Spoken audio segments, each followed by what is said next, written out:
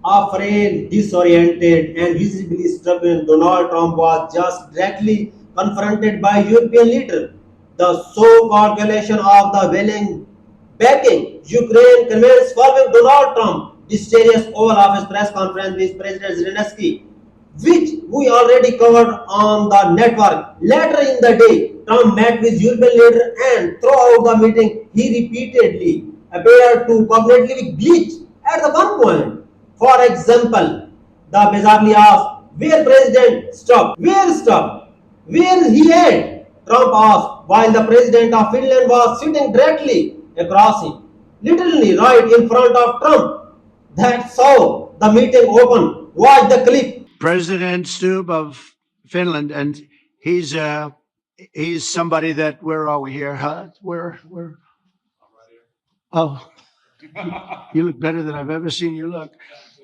But you've done a great job, and we wanted to have you here. He was sitting right in there, in the plain sight. Yet Trump went on rambling, saying, "Well, we are gonna see if we can do a trailer, referring to a trilateral meeting between Putin and Zelensky, and then added, maybe we can put this to sleep. That's his big strategy. Just say trailer and put this to sleep. Watch the clip. And we're going to try and work out a trilat after that and see if we can get it finished. Put this to sleep because this is not since the Second World War has there been anything like this. Then Germany Chancellor Friedrich Merz, along with the other European leaders, told Trump point blank, nothing should move forward until Russia agreed to a ceasefire. They said, we are all here to make it clear, if Zelensky has already agreed to a ceasefire, then it's on Putin to do the same. That's the only way this conflict can end.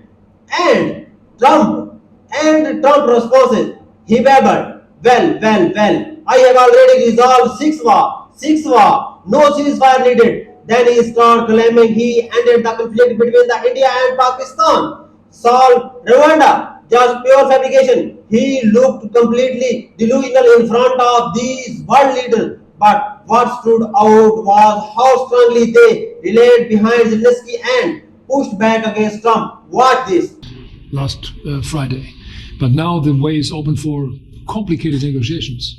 And to be honest, we all would like to see a ceasefire, the latest from the next meeting on.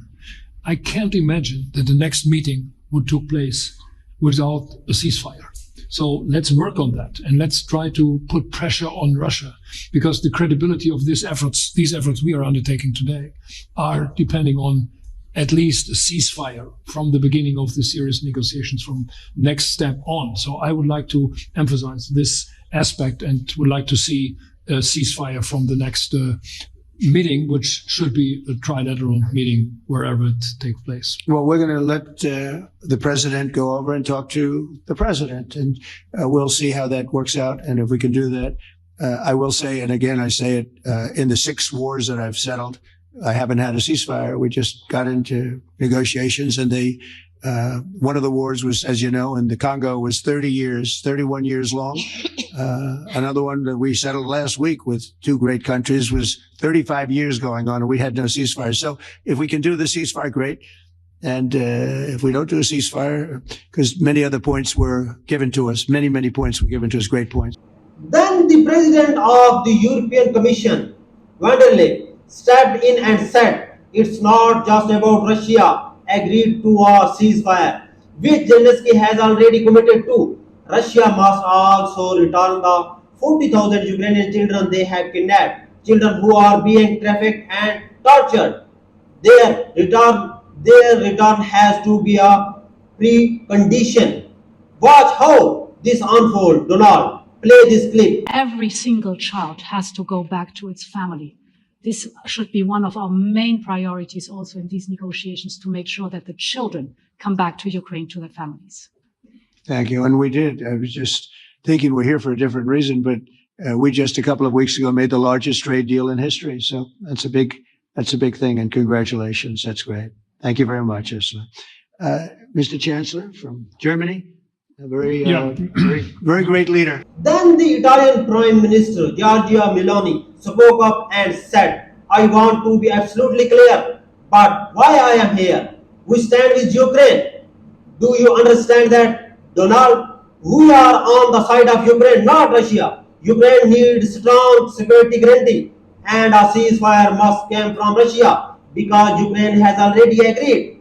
This war could end tomorrow if Russia simply stop killing innocent Ukrainian. Donald, why this? Play the clip. We are in. You can obviously count on Italy as it was from the beginning. We are on the side of Ukraine, and we do absolutely support your efforts towards peace. We will talk about many important topics. The first one is security guarantees, how to be sure that it won't happen again, which is the precondition of every kind of peace. I'm happy that we will discuss about that. I'm happy that we will begin from a proposal, which is the, let's say, Article 5 model, which was Italian at the beginning. So we are always ready to bring our proposals for peace, for dialogue. It's something we have to build together to guarantee peace and to defend the security of our nation. So thank you, Mr. President, for hosting us. Then Prime Minister Keir Starmer stepped in and said, this is not just about Ukraine. The European leaders gathered here are also talking about the broader defense of Europe itself. Europe stands shoulder to shoulder with Ukraine. Watch this. Affected. And when we talk about security, we're talking about the security not just of Ukraine, we're talking about the security of Europe and the United Kingdom as well, which is why this is such an important issue. And then there, President stopped. Yes, Donald, the one sitting right across from you.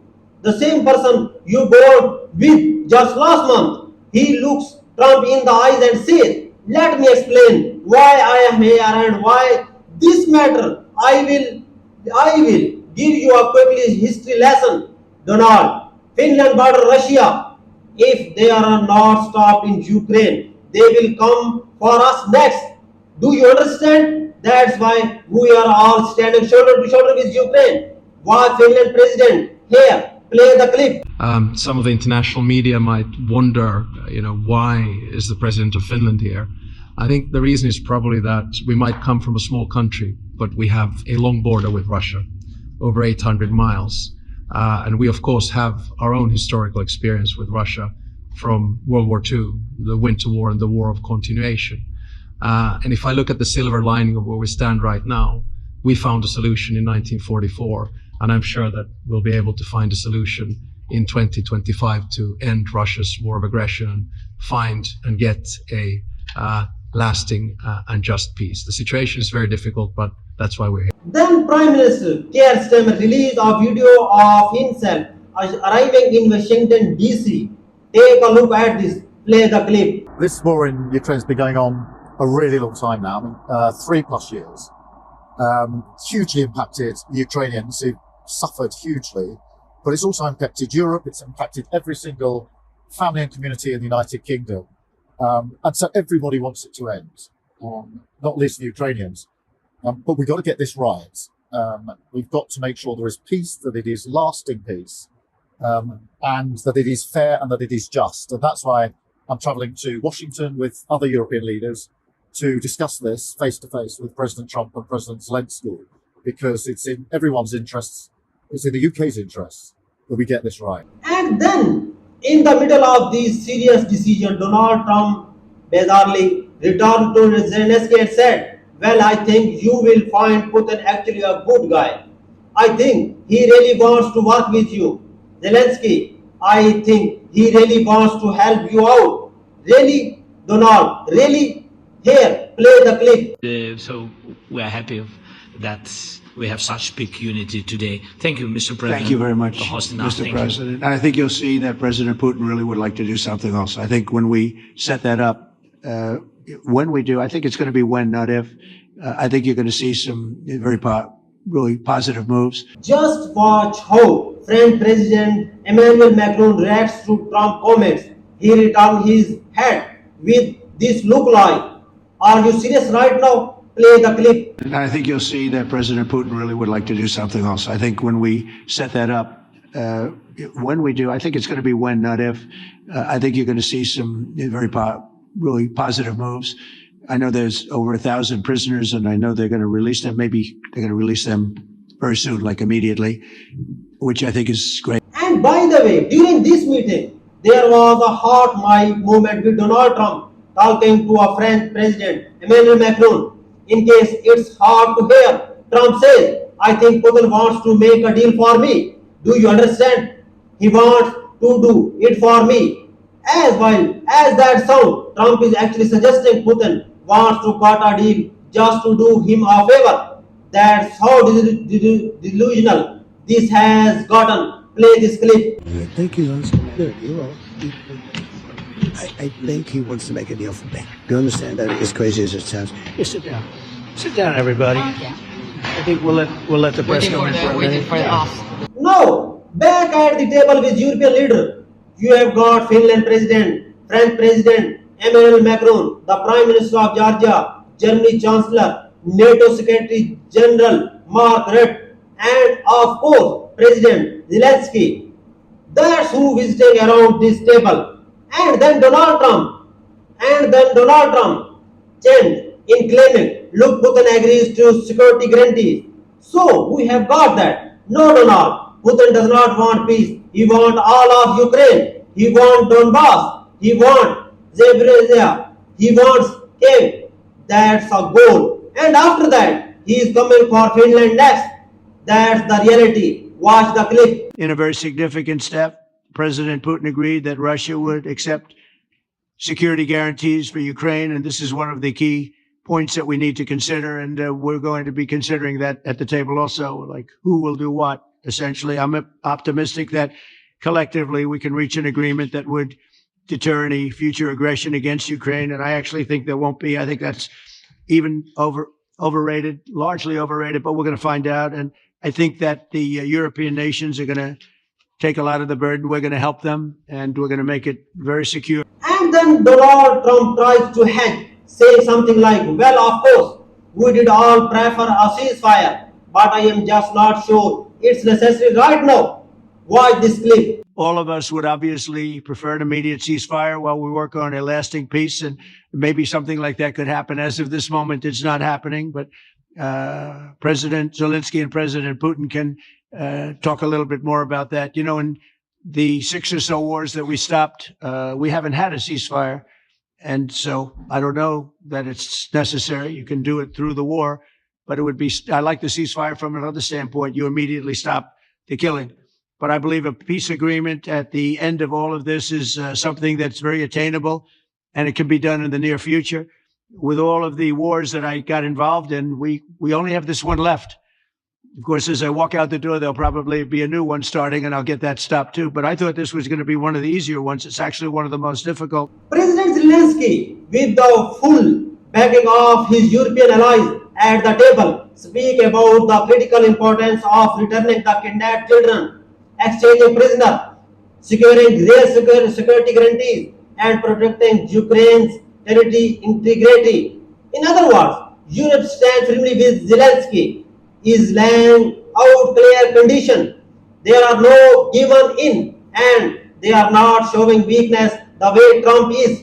Here's what Zelensky said. Play this clip. Thank you so much. I can speak without microphone. Thank you so much. I think that we had very good conversation with President Trump. Very good. And it really was the best one. Maybe the best one will be in the future. But it was really good. And we spoke about very sensitive points. The first one is security guarantees, and we are very happy with President that all the leaders are here, and the security in Ukraine depends on the United States and on you and on those leaders who are with us in our hearts. They have been online before yesterday and etc. So a lot of countries on the side of Ukraine, our people, and all of us want to finish this war, stop Russia and stop this war. We spoke about it, and we will speak more about security guarantees. This is very important that the United States gives such strong signal and is ready for security guarantees. The second point, or maybe the first, humanitarian direction, very important to exchange all the prisoners, and I think that President will help. And I was very thankful to your wife again, Mr. President, for the letter about our abducted children, and I hope that really it can be a historic role for the people to bring kids back to the families and be happy.